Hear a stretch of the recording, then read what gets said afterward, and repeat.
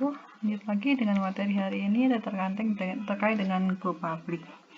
Perusahaan itu memiliki berbagai alternatif untuk mendapatkan pendanaan, baik itu berasal dari dalam perusahaan maupun dari luar perusahaan. Kalau misalkan perusahaan itu memperoleh alternatif pendanaan yang berasal dari dalam, itu biasanya diperoleh dari retained earning atau yang disebut dengan laba ditahan perusahaan.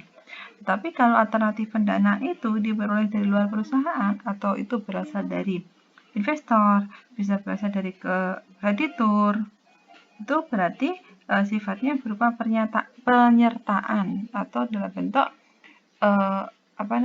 obligasi ataupun dalam bentuk saham atau disebut dengan equity.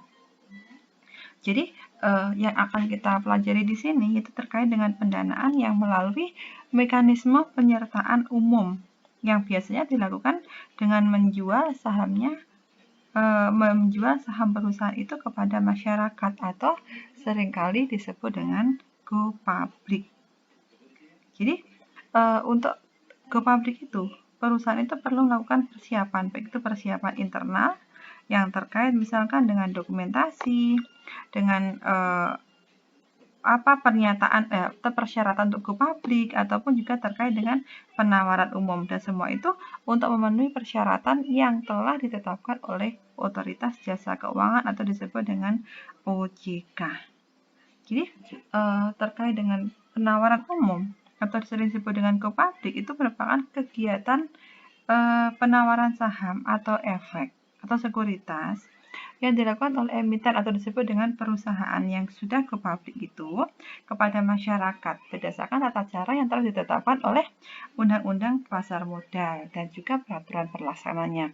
Jadi yang akan kita pelajari hari ini yaitu terkait pertama dengan makna go public, yang kedua untuk sebenarnya manfaat go public itu untuk apa, yang ketiga dengan konsekuensi go public, yang keempat bagaimana proses untuk bisa menjadi perusahaan yang go public. Jadi 4 poin yang akan kita pelajari cakupannya di materi hari ini, hanya 4 poin ini.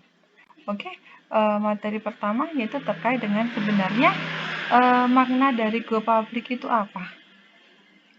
Jadi sebagaimana yang kita tahu kalau yang suatu pasar modal itu merupakan wadah yang dibuat oleh perusahaan untuk mempertemukan antara pihak yang surplus dengan pihak yang defisit dengan yang surplus.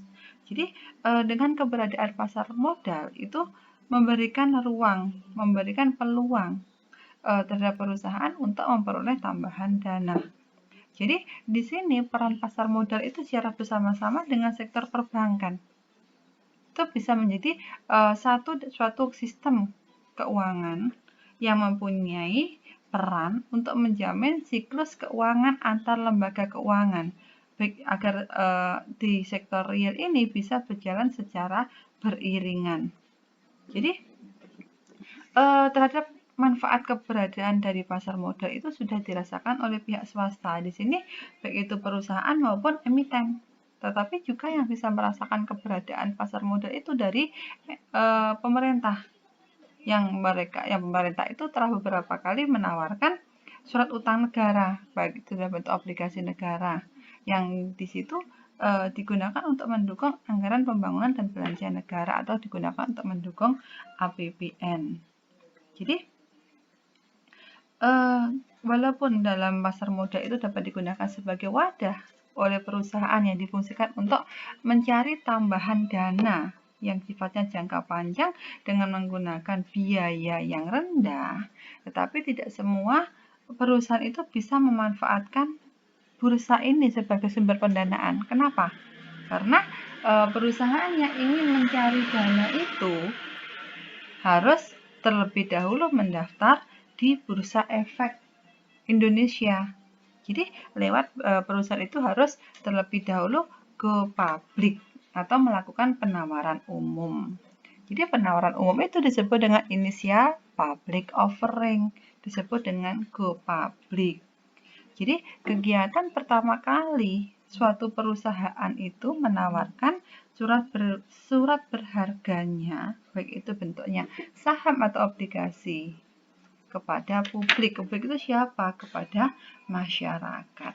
Jadi go public itu merupakan suatu kegiatan penawaran pertama kalinya surat berharga, baik itu bentuknya saham atau efek lainnya yang dilakukan oleh perusahaan. Jadi dari definisi itu mengandung makna, ada pertama kali perusahaan itu harus IPO, ada initial public offering. Proses pertama kali perusahaan itu menawarkan sekuritasnya kepada publik, yang mana diharapkan perusahaan itu akan menjadi liquid, ada kemampuan untuk memenuhi kewajiban jangka pendeknya. Jadi untuk sekuritas yang dijual atau yang diperdagangkan lewat IPO tadi itu berupa sekuritas, baik itu yang bersifat hutang ataupun yang bersifat sebagai modal. Jadi semua itu diatur oleh Undang-Undang Nomor 8 Tahun 1995 tentang pasar modal. Jadi untuk sejarah pastinya definisi dari istilah go public itu banyak sekali. Salah satunya yaitu penawaran umum dari efek serta bagaimana mekanisme dalam pasar obligasi itu, termasuk dalam penawaran efek tersebut. Jadi perusahaan yang sudah melakukan penawaran umum perdana atau disebut dengan initial public offering tadi harus mengajukan pernyataan pendaftarannya kepada siapa? Dulu kepada Bapak Pam LK, tapi sekarang pernyataan pendaftaran itu disampaikan kepada otoritas jasa keuangan atau disebut dengan OJK. Itu terkait dengan makna go public.